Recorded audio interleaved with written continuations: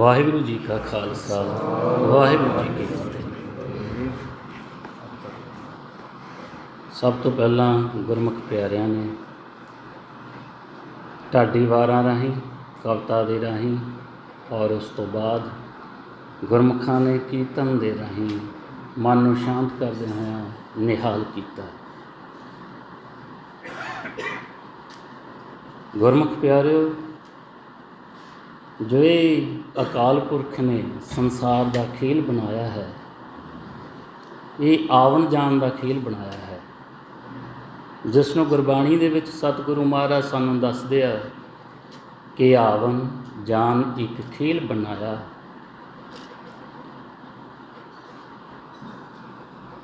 सतयुग दे विच उस अकाल पुरख ने साडे मन नूं ये खेल खेलण लई भेजिया परमहंस बना के, पर अपना रस्ता भुल्लण कारण ये अपने घर अपने पिता कोले ना जा सकिया। ते हुण वाहिगुरू जी ने जो खेल रची आवन जान दी, उस तहत ये आउण जान लग्या। आउण जान दा फेरा चलिया ते जुग बीत गया। उस तो बाद त्रेता युग आया, दुआपर युग आया। उन्हां युगां दे विच भी मन ते हौमे भारी होई ते अपना खेल नूं जान ना सकिया ते अपने घर पहुँच ना पाया ते खेल हारदा रहा। जिसनों सतगुरु महाराज सानूं गुरबाणी रही दस रहे हैं कि सतयुग परमहंस विचारी, दुआपर त्रेतै मानस वरतैं विरलै हौमै मारी। चौथा युग लग गया, जिसनों असी कल युग का समा कहने आ, कला का युग कहने आ। इस युग दे विच जिन्ने भी असी मानस देही दे विच देखदे आ, वो भावें गोरा भावें काला, भावें अमीर आ भावें गरीब आ, भावें छोटा भावें बड़ा, असी ही सारे ही इस देही दे विच मनुख जन उस मालक की वधाई दे पात्र बने आ, उस मालक की कृपा दे पात्र बने आ। तो ये जिहड़ा मन है, ये जुगां तो खेल खेलदा आ रहा ते हुण सतगुरु महाराज ने सानूं वारी दित्ती है। वारी दित्ती आ खेल नूं जितण दी, जिसनों भाई गुरदास जी वार दे विच लिखदे होए सानूं दसदे आ कि मानस जन्म दुलंभ है, जुग जुगंतर आवे वारी। कि जुगां जुगां तो खेल जो चलदा आ रहा है, हुण सतगुरु महाराज साडे ते किरपा कीती है, सानूं वारी दित्ती है, वारी दित्ती है इस खेल नूं जितण दी। तो इत्थे गल कीती है जुगां दी, ये गल ना दिनां दी है, ना महीनों दी है, ना सालां दी है। सो जुगां तो खेल चलदा आ रहा है। आपां देखिए इसे जन्म दे विच, इस जन्म दे विच जदों असीं देखदे हां, बहुत सारियां गल्लां साडीआं कहीआं, बहुत सारियां गल्लां सुणीआं, बहुत सारियां अजिहियां घटनावां होईआं होणगीआं जो सानूं विसर गईआं, सानूं याद नहीं रहीआं, ते सानूं चेते कराउण ते भी वो गल्लां नहीं याद आउंदियां। ते इत्थे गल हो रही है जुगां दी, ते जुगां दे विच मन भाउंदा होया उसनूं अपना रास्ता नहीं मिल रहा। जे आपां इत्थे देखीए दृष्टमान दे विच कोई रास्ता पुछदे हां आपां, उस रास्ते नूं महीनिਆਂ ਜਾਂ साल बाद इस तरह हो जाता कि वो रास्ता सानूं नहीं पता लगता, सानूं फिर तो दोबारा पुछना पैंदा। पर जुगां तो मन जो खेल खेल रहा है, पाउंदा आ रहा है, उसकी सुरत है जो वो बिल्कुल ही भटक गई। हुण वो भटकी हुई सुरत सतगुरां दे अगे तरला मारदी हुई कह रही है कि की कोई अजिहा सियाणा मैनूं मिलू जो मैनू मेरा भुलिया होया रास्ता दस देवे तां कि मैं अपने घर चली जावां। ते सुरत तरला मार रही है, कह रही है कि भूली भूली मैं फिरी, पादर कहे ना कोई, पूछो जाए सियाणिया दुख काट है मेरा कोई। कि कोई मेरे दुख नूं कट्टूगा, इस आउण जाण दे दुख नूं कट देवे। श्री गुरु नानक देव जी महाराज की दया के घर विच बैठी चौथी पातशाही श्री गुरु रामदास जी महाराज ने ये भटकी हुई सुरत का तरला सुनिया, दया दे विच आए। दया दे विच आके सारियां ही सुरतियां नूं जाने के मनां नूं बांह कढ़ के ऐलान करते हुए कह रहे हैं कि तुसीं सतगुरु की शरण च आओ जे आत्मा का सुख लोड़दे हो। तो बड़े ही आदर सत्कार नाल मनां नूं संत कह के संबोधन करते हुए कहते संतो सुनो सुनो जन भाई, गुर काढ़ी बांह कुकीजै, जे आत्म सुख सुख नित लोड़ हो तां सतगुर शरण पवीजै। कि जे तुसी आत्मा का सुख लोड़दे हो, वो सुख जो सदीवी सुख आ, तां तुसी सतगुरु महाराज की शरण च आओ।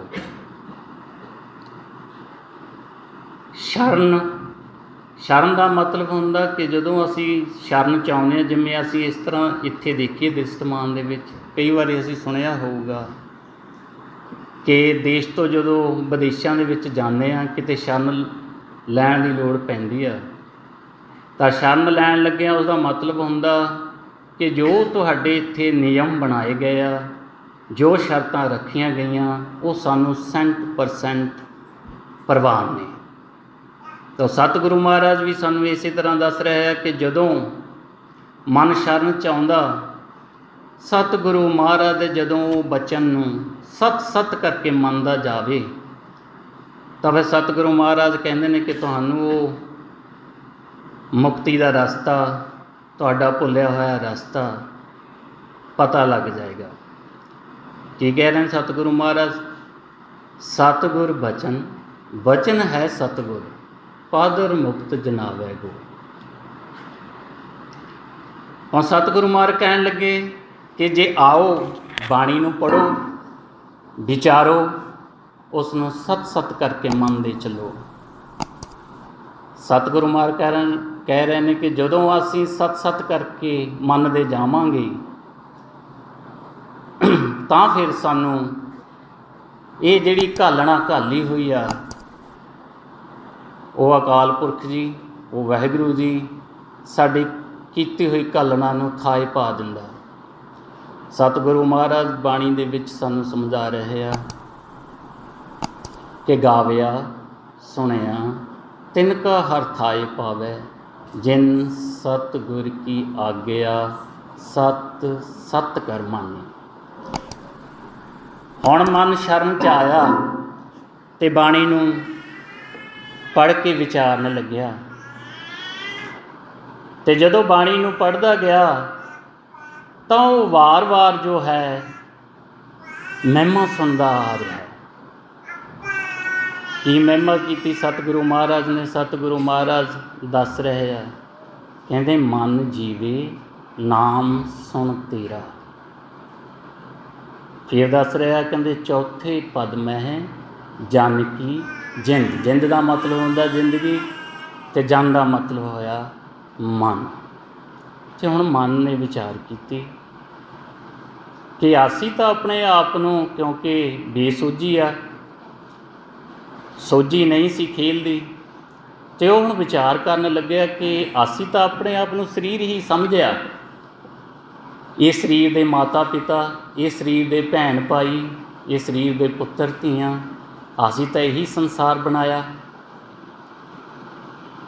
तो हुण सतगुरु महाराज दसन लगे कि नहीं, ये जो शरीर है ये सिर्फ मन के ठहराव का घर बनाया गया है। हुण दस रहे ने बाणी दे विच सतगुरु महाराज, जल की भीत पवन का थंबा, रक्त पुंद का गारा, हाड़ मास नाड़ी को पिंजर, पंखी बसै बिचारा। ਤੇ ਹੁਣ ਸਤਿਗੁਰੂ ਮਹਾਰਾਜ ਨੇ ਦੱਸਿਆ ਕਿ ਇਹ ਜਿਹੜਾ ਘਰ ਹੈ ਇਹ ਸਿਰਫ ਮਨ ਦੇ ਠਹਿਰਾਓ ਦਾ ਘਰ ਬਣਾਇਆ ਗਿਆ ਹੈ, ਜੋ ਹੱਡਾਂ ਦਾ, ਮਾਸ ਦਾ, ਨਾੜੀਆਂ ਦਾ ਪਿੰਜਰ ਹੈ, ਜਿਸ ਨੂੰ ਕਿ ਰਕਤ ਬੂੰਦ ਦਾ ਗਾਰਾ ਲਾਇਆ ਗਿਆ ਹੈ। ਤੇ ਹੁਣ ਮਨ ਨੇ ਵਿਚਾਰ ਕੀਤੀ ਕਿ ਅਸੀਂ ਤਾਂ ਹਲੇ ਤੱਕ ਸਰੀਰ ਹੀ ਸਮਝਦੇ ਰਹੇ ਹਾਂ, ਸਾਨੂੰ ਇੱਥੇ ਅਸੀਂ ਗਿਆਨ ਲਿਆ ਹੈ ਕਿ ਸਰੀਰ ਦੀ ਤੰਦਰੁਸਤੀ ਕੀ ਆ, ਸਰੀਰ ਦਾ ਭੋਜਨ ਕਿਹੜਾ ਇਸ ਨੂੰ ਖਾਣ ਲਈ ਠੀਕ ਆ, ਕਿਹੜਾ ਇਸ ਨੂੰ ਮਾੜਾ, ਕਿ ਅਸੀਂ ਸਰੀਰ ਦੇ ਭੋਜਨ ਬਾਰੇ ਜਾਣਦੇ ਹਾਂ, ਇਸ ਤਨ ਦੇ ਭੋਜਨ ਬਾਰੇ ਜਾਣਦੇ ਹਾਂ। ਕਿ ਸਤਿਗੁਰੂ ਮਹਾਰਾਜ ਕਿ ਮਨ ਦਾ ਭੋਜਨ ਕੀ ਹੈ, ਤਾਂ ਸਤਿਗੁਰੂ ਮਹਾਰਾਜ ਦੱਸਣ ਲੱਗੇ, ਕਹਿੰਦੇ ਮਨ ਕਾ ਤੋਸਾ ਹਰ ਨਾਮ ਹੈ ਭਾਈ, ਹਿਰਦੇ ਰੱਖੋ ਸੰਭਾਲ, ਇਹ ਖਰਚ ਅਖੁੱਟ ਹੈ, ਗੁਰਮੁਖ ਨਿਭ ਹੈ ਨਾਲ। ਤੇ ਹੁਣ ਮਨ ਨੇ ਵਿਚਾਰ ਕੀਤੀ ਕਿ ਅਸੀਂ ਤਾਂ ਕਈ ਵਾਰੀ ਕਿਹਾ, ਬਹੁਤ ਗੁਰਮੁਖਾਂ ਤੋਂ ਸੁਣਿਆ ਕਿ ਅਸੀਂ ਆਮ ਗੱਲ ਕਹਿ ਦਿੰਦੇ ਹਾਂ ਕਿ ਜਿਹੜਾ ਜੱਗ ਦਾ ਲਾਹਾ ਖਾਣ ਪੀਣ ਦਾ ਹੀ ਆ, ਖਾਧਾ ਪੀਤਾ ਹੀ ਲਾਹੇ ਦਾ। ਤਾਂ ਸਤਿਗੁਰੂ ਮਹਾਰਾਜ ਦੱਸਣ ਲੱਗੇ ਕਿ ਨਹੀਂ, ਇਹ ਜੱਗ ਦਾ ਲਾਹਾ ਖਾਣ ਪੀਣ ਦਾ ਨਹੀਂ ਹੈ, ਖਾਧਾ ਪੀਤਾ ਲਾਹੇ ਦਾ ਨਹੀਂ। ਦੱਸਣ ਲੱਗੇ ਕਿ ਜੱਗ ਮੈਂ ਲਾਹਾ ਹਰ ਨਾਮ ਹੈ ਭਾਈ। ਤੇ ਫਿਰ ਮਨ ਨੇ ਵਿਚਾਰ ਕੀਤੀ, ਫਿਰ ਬੇਨਤੀ ਕੀਤੀ ਕਿ ਜੋ ਸੰਸਾਰ ਦਾ ਖੀਲ ਬਣਿਆ ਹੈ, ਇਹ ਸੰਸਾਰ ਦਾ ਖੀਲ ਸਾਰਾ ਚੱਲਦਾ ਮਾਇਆ ਨਾਲ ਹੈ। ਇੱਥੇ ਜੋ ਵੀ ਸਾਨੂੰ ਚਾਹੀਦਾ ਹੈ ਉਸ ਦੇ ਲਈ ਸਾਨੂੰ ਧਨ ਚਾਹੀਦਾ।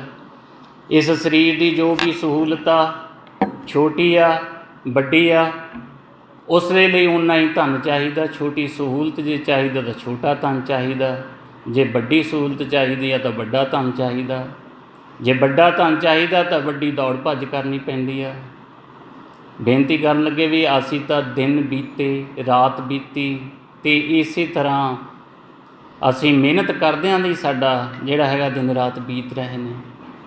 ਤਾਂ ਸਤਿਗੁਰੂ ਮਹਾਰਾਜ ਦੱਸਣ ਲੱਗੇ ਕਿ ਇਹ ਧਨ ਅਸਲੀ ਧਨ ਨਹੀਂ ਹੈ, ਇਹ ਕਿਸ ਤੋਂ ਵੀ ਉੱਪਰ ਹੋਰ ਧਨ ਹੈ, ਜਿਸ ਧਨ ਨੇ ਤੁਹਾਡੇ ਕੋਲੋਂ ਖੁੱਸਣਾ ਨਹੀਂ, ਸਦੀਵੀ ਧਨ ਨੇ ਰਹਿਣਾ। ਇਹ ਜਿਹੜਾ ਧਨ ਆਪਾਂ ਕਮਾ ਰਹੇ ਹਾਂ, ਇੱਥੇ ਜੋੜ ਰਹੇ ਹਾਂ, ਇਹ ਧਨ ਦਾ ਆਉਣਾ ਜਾਣਾ ਬਣਿਆ ਹੋਇਆ। ਦੱਸਣ ਲੱਗੇ ਕਿ ਸਾਡੇ ਪੂਰਵਜਾਂ ਨੇ ਪਹਿਲਾਂ ਧਨ ਜਾਇਦਾਦ ਬਣਾਏ, ਉਹਨਾਂ ਕੋਲ ਧਨ ਆਇਆ, ਔਰ ਜਦੋਂ ਹੀ ਉਹਨਾਂ ਦਾ ਇੱਥੋਂ ਜਾਣ ਹੋਇਆ, ਉਹ ਇੱਥੋਂ ਗਏ ਖੇਲ ਨੂੰ ਸਮਾਪਤ ਕਰਕੇ, ਤਾਂ ਉਹਨਾਂ ਨੂੰ ਧਨ ਹੀ ਛੱਡਣਾ ਪਿਆ।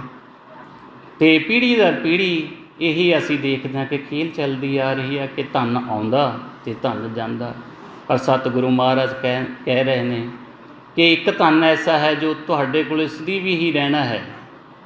ਸਾਨੂੰ ਦੱਸ ਰਹੇ ਨੇ ਸਤਿਗੁਰੂ ਮਹਾਰਾਜ ਗੁਰਬਾਣੀ ਗੁਰੂ ਰਾਹੀਂ ਕਿ ਇੱਕੋ ਨਿਸ਼ਚਲ ਨਾਮ ਧਨ, ਹੋਰ ਧਨ ਆਵੈ ਜਾਏ। ਕਿ ਇੱਕੋ ਧਨ ਹੈ ਨਾਮ ਦਾ, ਜਿਸ ਨੇ ਹਮੇਸ਼ਾ ਤੁਹਾਡੇ ਕੋਲ ਰਹਿਣਾ ਹੈ, ਅਤੇ ਹੋਰ ਧਨ ਦਾ ਜਿਹੜਾ ਹੈਗਾ ਉਹ ਆਉਣਾ ਜਾਣਾ ਬਣਿਆ ਹੋਇਆ।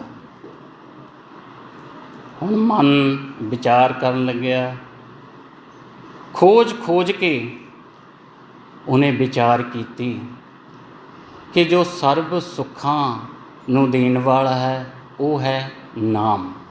ਤਾਂ ਕੀ ਕਹਿਣ ਲੱਗੇ, ਕਹਿੰਦੇ ਖੋਜਤ ਖੋਜਤ ਖੋਜ ਵਿਚਾਰਿਓ, ਖੋਜਤ ਖੋਜਤ ਇਹ ਵਿਚਾਰਿਓ, ਸਰਬ ਸੁੱਖਾ ਹਰ ਨਾਮਾ। ਅਤੇ ਹੁਣ ਮਨ ਨੇ ਝਾਤ ਮਾਰੀ ਸਾਰੇ ਸੰਸਾਰ ਦੇ ਉੱਤੇ, ਸੰਸਾਰ 'ਤੇ ਵਾਚ ਕਰਨ ਲੱਗਿਆ। ਅਮੀਰਾਂ ਨੂੰ ਵੀ ਦੇਖਿਆ, ਗਰੀਬਾਂ ਨੂੰ ਵੀ ਦੇਖਿਆ, ਰਾਜਿਆਂ ਨੂੰ ਵੀ ਦੇਖਿਆ। ਤਾਂ ਜਦੋਂ ਉਹਨਾਂ ਨੇ ਦੇਖਿਆ ਕਿ ਸਾਰੀ ਸ੍ਰਿਸ਼ਟੀ ਹੈ ਜਿਹੜੀ ਉਹ ਦੁੱਖਾਂ ਦੇ ਵਿੱਚ ਹੀ ਪਾਉਂਦੀ ਫਿਰ ਰਹੀ ਹੈ, ਇਸ 'ਤੇ ਹੁਣ ਸਤਿਗੁਰੂ ਮਹਾਰਾਜ ਮੋਹਰ ਲਗਾਉਂਦੇ ਹੋਏ ਸਾਨੂੰ ਦੱਸਦੇ ਆ, ਕਹਿੰਦੇ ਡਿੱਠਾ ਸਭ ਸੰਸਾਰ ਸੁੱਖ ਨਾ ਨਾਮ ਬਿਨ। ਕਹਿੰਦੇ ਸਾਰਾ ਸੰਸਾਰ ਅਸੀਂ ਦੇਖ ਲਿਆ ਚੱਲ ਫਿਰ ਕੇ, ਇੱਥੇ ਜੋ ਸੰਸਾਰ 'ਤੇ ਸੁੱਖ ਆ ਉਹ ਨਾਮ ਤੋਂ ਬਿਨਾਂ ਹੋਰ ਕੋਈ ਸੁੱਖ ਨਹੀਂ ਹੈ।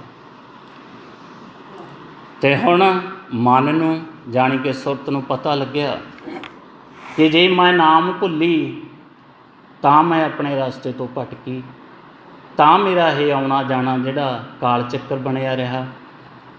ਕੀ ਕਹਿੰਦੇ, ਕਹਿੰਦੇ ਨਾਵੋ ਭੁੱਲੀ ਜੇ ਫਿਰਾਂ ਫਿਰ ਆਵੂੰ ਜਾਊਂ। ਹੁਣ ਸਤਿਗੁਰੂ ਨਾਨਕ ਦੇਵ ਜੀ ਮਹਾਰਾਜ ਦੇ ਘਰ ਨੇ ਸਾਰੀ ਹੀ ਲੁਕਾਈ ਤੇ ਸਾਡੇ ਲੁਕਾਈ ਦੇ ਸਾਰੇ ਜੀਵਾਂ 'ਤੇ ਬਹੁਤ ਵੱਡੀ ਕਿਰਪਾ ਕੀਤੀ ਕਿ ਮਨ ਦੇ ਵਿਛੜਨ ਤੋਂ ਲੈ ਕੇ ਮਨ ਦੇ ਮਿਲਾਪ ਤੱਕ ਦੀ ਕਹਾਣੀ ਨੂੰ ਸਾਡੇ ਸਾਰੇ ਜੀਵਾਂ ਲਈ ਲਿਖ ਕੇ ਦੇ ਦਿੱਤਾ ਕਿ ਆਓ ਬਾਣੀ ਪੜ੍ਹ ਕੇ ਤੁਸੀਂ ਵਿਚਾਰ ਕਰ ਲਓ, ਤੁਹਾਨੂੰ ਰਸਤਾ ਮਿਲ ਜਾਏਗਾ।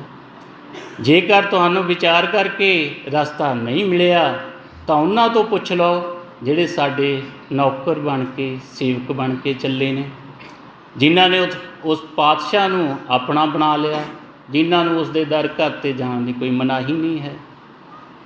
ਅਤੇ ਦੱਸਣ ਲੱਗੇ ਕਿ ਪੁੱਛੋ ਜਾਏ ਭਦਉਆ ਚੱਲੇ ਚਾਕਰ ਹੋਏ, ਰਾਜਨ ਜਾਣੇ ਆਪਣਾ ਦਰ ਘਰ ਠਾਕ ਨਾ ਹੋਏ।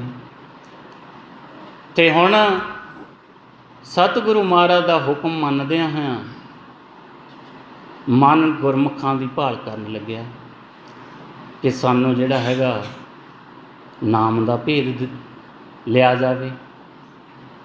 ਅਤੇ ਅਲੱਗ-ਅਲੱਗ ਗੁਰਮੁਖਾਂ ਕੋਲ ਗਏ, ਜਿਸ ਦੀ ਮਹਿਮਾ ਸੁਣੀ ਉਹਨਾਂ ਕੋਲ ਚਲੇ ਗਏ।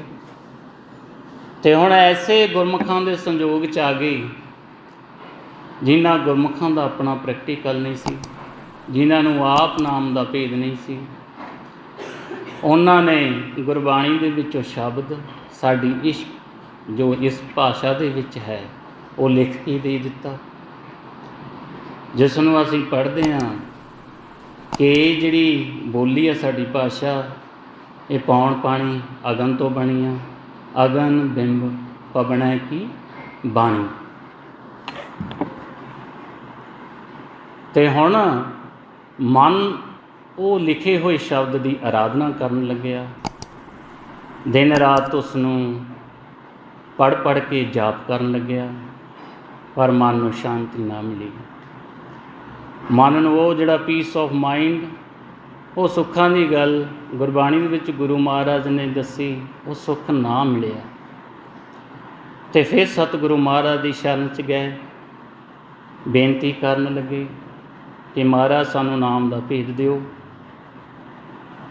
ਅਤੇ ਹੁਣ ਸਤਿਗੁਰੂ ਮਹਾਰਾਜ ਗੁਰਬਾਣੀ ਦੇ ਵਿੱਚ ਗੁਰਬਾਣੀ ਗੁਰੂ ਰਾਹੀਂ ਸਾਨੂੰ ਦੱਸਣ ਲੱਗੇ, ਕਹਿੰਦੇ ਇਹ ਜੋ ਨਾਮ ਹੈ ਇਹ ਲਿਖਣ ਪੜ੍ਹਨ ਵਿੱਚ ਨਹੀਂ ਆਉਂਦਾ, ਇਹ ਨਾਮ ਤਾਂ ਸੁਣਨ ਦਾ ਵਿਸ਼ਾ ਹੈ। ਦੱਸਣ ਲੱਗੇ ਕਿ ਕਾਗਦ ਕਲਮ ਨ ਲਿਖਣ ਹਾਰ, ਮੰਨੇ ਕਾ ਬਹਿ ਕਰਨ ਵਿਚਾਰ, ਐਸਾ ਨਾਮ ਨਿਰੰਜਨ ਹੋਏ, ਜੇ ਕੋ ਮਨ ਜਾਣੈ ਮਨ ਕੋਏ। ਫਿਰ ਮਨ ਨੇ ਬੇਨਤੀ ਕੀਤੀ ਕਿ ਸਤਿਗੁਰੂ ਮਹਾਰਾਜ ਇਹ ਨਾਮ ਹੈ ਕੀ? ਤਾਂ ਹੁਣ ਸਤਿਗੁਰੂ ਮਹਾਰਾਜ ਦੱਸਣ ਲੱਗੇ ਕਿ ਅਰਬਾਂ ਖਰਬਾਂ ਸਾਲ ਪਹਿਲਾਂ ਜਦੋਂ ਇੱਥੇ ਧਰਤ ਨਹੀਂ ਸੀ, ਆਕਾਸ਼ ਨਹੀਂ ਸੀ, ਦਿਨ ਅਤੇ ਰਾਤ ਨਹੀਂ ਸੀ, ਚੰਦ ਅਤੇ ਸੂਰਜ ਨਹੀਂ ਸੀ, ਨਾ ਪੌਣ ਪਾਣੀ ਸੀ, ਕਿ ਸਿਰਫ ਅਤੇ ਸਿਰਫ ਉਹ ਆਪ ਹੀ ਸੁੰਨ ਸਮਾਧ ਦੇ ਵਿੱਚ ਸੀ।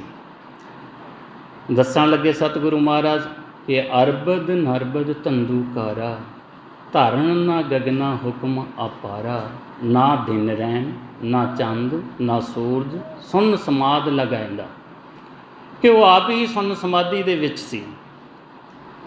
ਉਸ ਤੋਂ ਬਾਅਦ ਅਕਾਲ ਪੁਰਖ ਨੂੰ ਖਿਆਲ ਆਇਆ ਕਿ ਇੱਕ ਖੇਡ ਖੇਡੀ ਜਾਏ, ਇੱਕ ਫੁਰਨਾ ਫੁਰਿਆ। ਅਸੀਂ ਬਾਣੀ ਦੇ ਵਿੱਚ ਪੜ੍ਹਦੇ ਹਾਂ ਕਿ ਜਾਤ ਇਸ ਭਾਣਾ ਤਾਂ ਜਗਤ ਉਪਾਇਆ।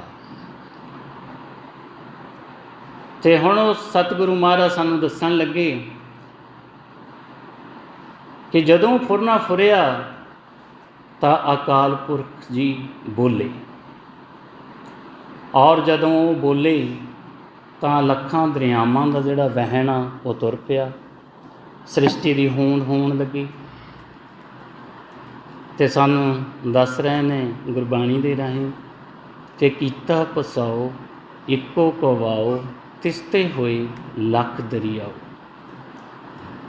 ਹੁਣ ਇਸ 'ਤੇ ਅੱਜ ਦੇ ਵਿਗਿਆਨ ਨੇ, ਅੱਜ ਦੀ ਸਾਇੰਸ ਨੇ ਵੀ इस गल की खोज की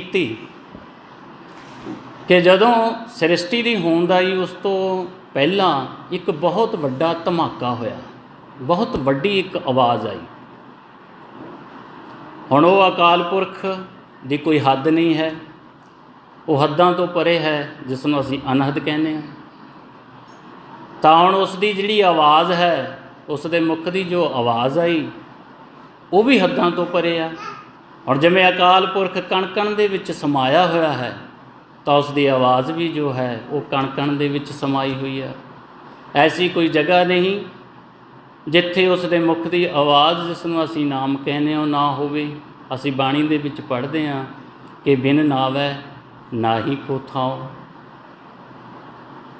ते हुण सानूं सतगुरु महाराज दसन लगे कि जिहड़ा ये नाम है, जिवें उस अकाल पुरख का कोई रूप रंग नहीं, उसकी आवाज़ का भी कोई रूप रंग नहीं, जिसनों सानूं दस रहे हैं कि तिस रूप ना रेखिया अनाहद वाजै शब्द निरंजन किया।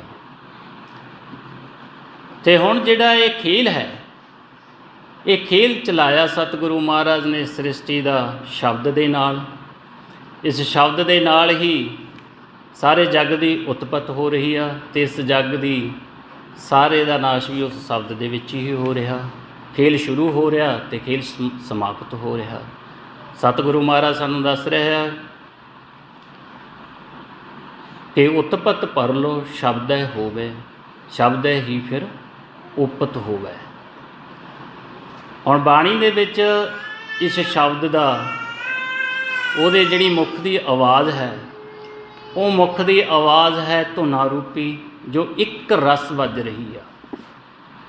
उस एनवायरनमेंट जी खाली असी खला देखते हैं, इत्थे भी मौजूद आ, वो हर घट घट दे विच मौजूद आ।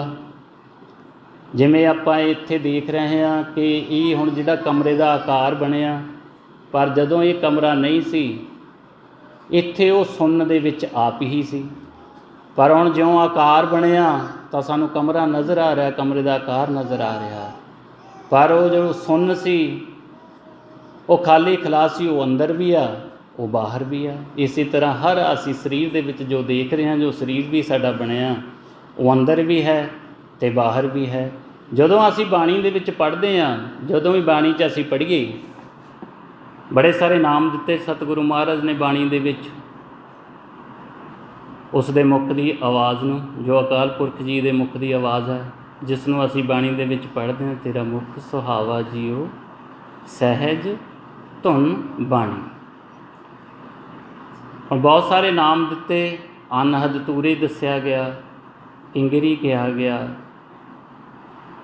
ते नाद कहा गया, अनहद बाणी कहा गया, शब्द कहा गया है, नाम कहा गया है। जब भी असी बाणी दे विच शब्द पढ़िए तो असी जान लेना है कि सतगुरु महाराज के उस अकाल पुरख जी के मुख की आवाज़ की गल हो रही है।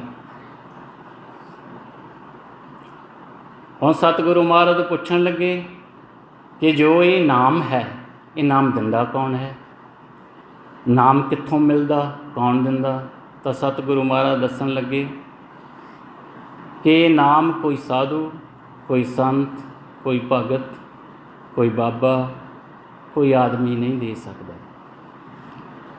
ये जो नाम है, ये नाम की दात उस मालिक ने अपने हत्थ दे विच रखी हुई है। जो उसनूं भाउंदा उसनूं नाम जणाउंदा है, जिसनूं बाणी दे राही सतगुरु महाराज सानूं दस रहे हैं कि दात है, दात रखी हथ अपने, जिस भावे तिस दे। कि जो उसनूं भाउंदा है उसनूं यह दात बख्शिश करता है मालिक। फिर बेनती की कि सानूं होर दसन लगे सतगुरु महाराज कि हर नाम अचरज प्रभ आप सुनाए, कली काल में गुरमुख पाए। कि जिहड़ा ये नाम है सतगुरु महाराज का मुख की आवाज़, ये प्रभु आप सुनाउंदा ते उन्हां नूं सुनाउंदा जिहड़े गुरु की मत लैके उस गुरु महाराज के हुक्म अनुसार चलते हैं। हुण अगे दसन लगे कि नाम अमोलक रतन है, पूरे सतगुर पास, सतगुर सेवा लगी है, ਕੱਢ ਰਤਨ ਦੇਵੈ ਪ੍ਰਗਾਸ। ਕਿ ਜਦੋਂ ਅਸੀਂ ਉਸ ਦੀ ਸੇਵਾ ਦੇ ਵਿੱਚ ਲੱਗ ਜਾਂਦੇ ਹਾਂ ਤਾਂ ਫਿਰ ਸਤਿਗੁਰੂ ਮਹਾਰਾਜ ਸਾਡੇ 'ਤੇ ਬਖਸ਼ਿਸ਼ ਕਰਦੇ ਆ, ਇਹ ਸਾਨੂੰ ਨਾਮ ਦਾ ਖਜ਼ਾਨਾ ਬਖਸ਼ਦੇ ਆ। ਅਤੇ ਹੁਣ ਅਸੀਂ ਸਤਿਗੁਰੂ ਮਹਾਰਾਜ ਅੱਗੇ ਫਿਰ ਬੇਨਤੀ ਕੀਤੀ ਕਿ ਸਤਿਗੁਰੂ ਮਹਾਰਾਜ ਹੁਣ ਸਾਨੂੰ ਇਹ ਦੱਸੋ ਕਿ ਨਾਮ ਹੈ ਕਿੱਥੇ।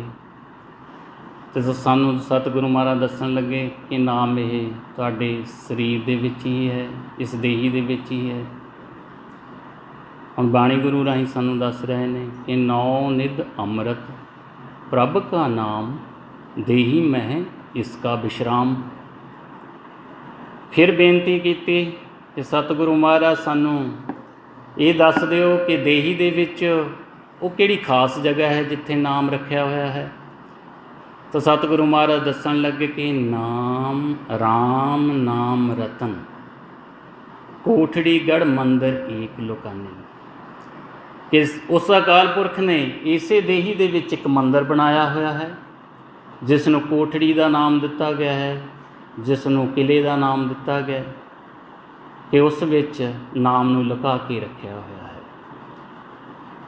ਉਹ ਮੰਦਰ ਜਿਸ ਵਿੱਚ ਉਹ ਮਾਲਕ ਆਪ ਵਸਦਾ ਹੈ। ਸਤਿਗੁਰੂ ਮਹਾਰਾਜ ਦੱਸਣ ਲੱਗੇ ਹਰ ਮੰਦਰ ਮੈਂ ਹਰ ਵਸੈ ਸਰਬ ਨਿਰੰਤਰ ਸੋਏ ਨਾਨਕ ਗੁਰਮੁਖ ਵਣਜੀਐ ਸੱਚਾ ਸੌਦਾ ਹੋਏ।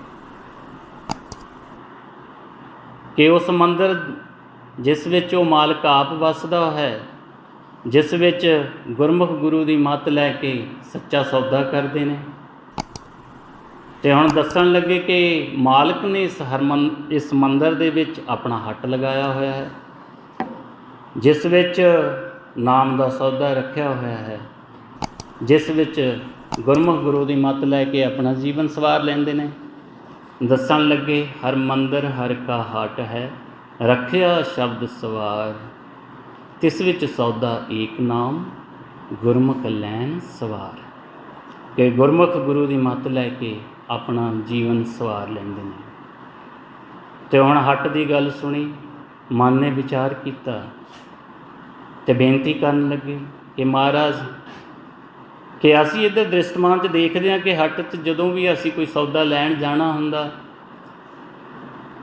ਜੋ ਉਸ ਸੌਦੇ ਦਾ ਮੁੱਲ ਹੈ ਉਹ ਸਾਨੂੰ ਧਨ ਦੇਣਾ ਪੈਂਦਾ ਉਸ ਲਈ। ਫਿਰ ਜੇ ਸਤਿਗੁਰੂ ਮਹਾਰਾਜ ਨੇ ਨਾਮ ਦਾ ਰਤਨ ਜਿਸ ਦਾ ਕੋਈ ਮੁੱਲ ਲਾਇਆ ਨਹੀਂ ਜਾ ਸਕਦਾ, ਅਤੇ ਇਸ ਦੇ ਬਦਲੇ ਸਾਨੂੰ ਕਿਹੜਾ ਧਨ ਹੈ ਜਿਹੜਾ ਉਹ ਜਮ੍ਹਾਂ ਕਰਵਾਉਣਾ ਪਏਗਾ।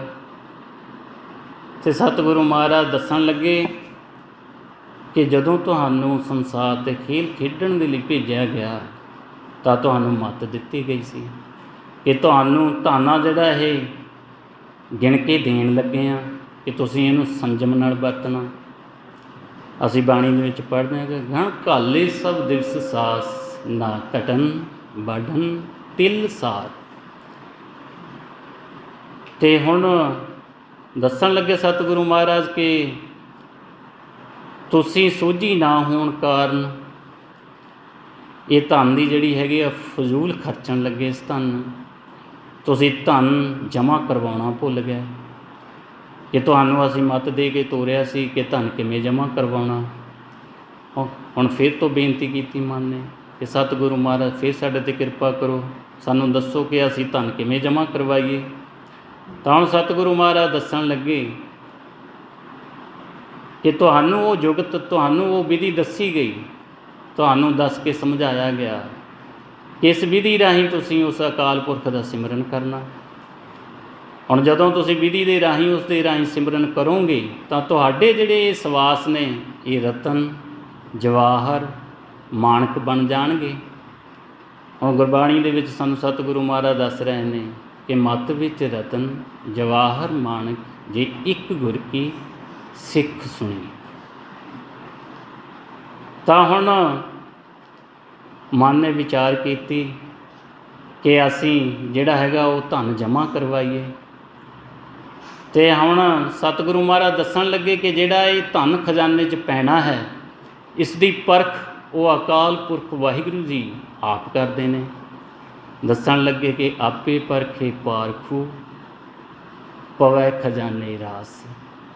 कि वो आप परख करदा, और परख भी ऐसी करदा जिवें असीं इधर देखते हैं कि सुनियारा एक वट्टी रखी हुंदी है कि जदों सोने नूं वो बार बार घसाउंदा तां कि सोना बिल्कुल खरा बन जाए, उस दे विच बिल्कुल ही अशुद्धि ना रहे, उसनूं शुद्ध सोना बना दिंदा घसा घसा के कि खरा बन जांदा, उसदी चमकदार बना दिंदा।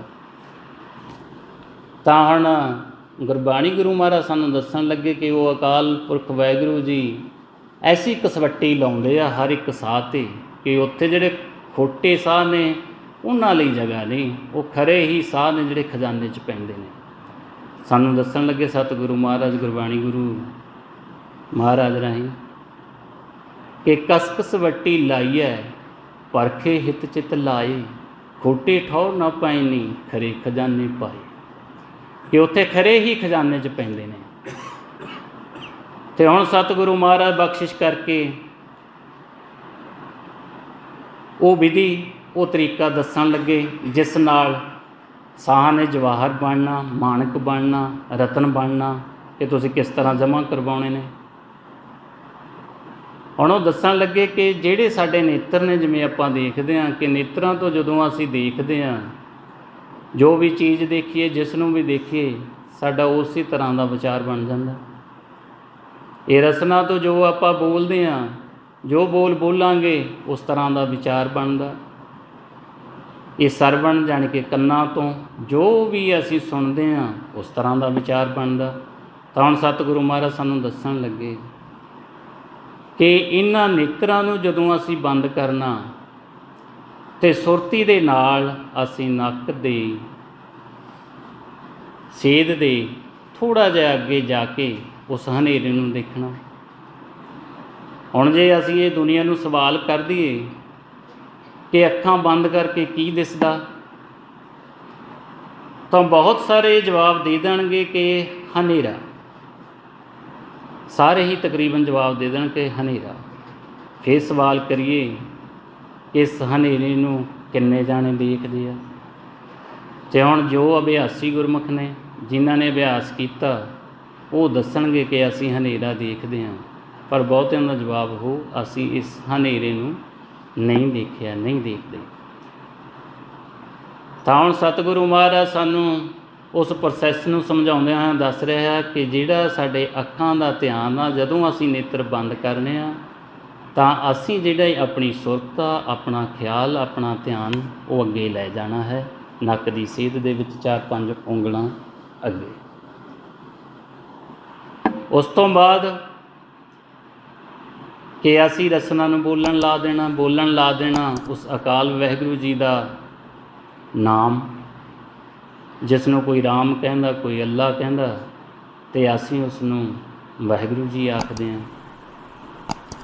उस तो बाद कि रसना बोल के कन्नां नूं आपां ने आवाज़ नूं अपनी नूं सुणन ला देना। आपां हुण देखीए गुरमुख प्यारिओ कि जिन्ने भी अपने संजोगी बनते हैं गुरमुख, आपां उन्हां दी आवाज़ तो बड़े जाणू हो जाते हैं। जे किते आपां उन्हां नूं कह देवे लुक के आवाज़ दे देण सानूं, तो असीं फट दे के पछाण लवांगे कि ये फलाने गुरमुख की आवाज़ आ। पर जे सानूं कोई अपनी आवाज़ पुछे तो मेरा ख्याल आपां नहीं दस सकते भी साडी आवाज़, साडी धुन, साडी किहो जी है वो, क्योंकि असीं कदे अपनी धुन नूं सुनिया ही नहीं। तो हुण सतगुरु महाराज कहने धुन में ध्यान, ध्यान में जानिया गुरमुख अकथ कहानी। कि जदों असीं ये प्रोसैस दे नाल सिमरन करदे हां, नेत्र बंद करदे हां, ख्याल हनेरे च रखदे हां, ते असीं रसना तो बोलदे हां, असीं अपनी आवाज़ नूं, अपनी धुन नूं सुणदे जाइए। ते हुण प्रोसैस मिली ते गुरमुख मन जिहड़े ने साह करवाने जमा कीते। ते आओ गुरमुख प्यारिओ आपां भी उस अकाल वाहिगुरू जी का सिमरन करिए ते अपने साह उस तां कि साडे खजाने 'च पै जाण सवास। आओ सारे जाने बड़े ही प्यार नाल सिमरन करना। सारे करो जी, किरपा करो जी। वाहिगुरू वाहिगुरू वाहिगुरू।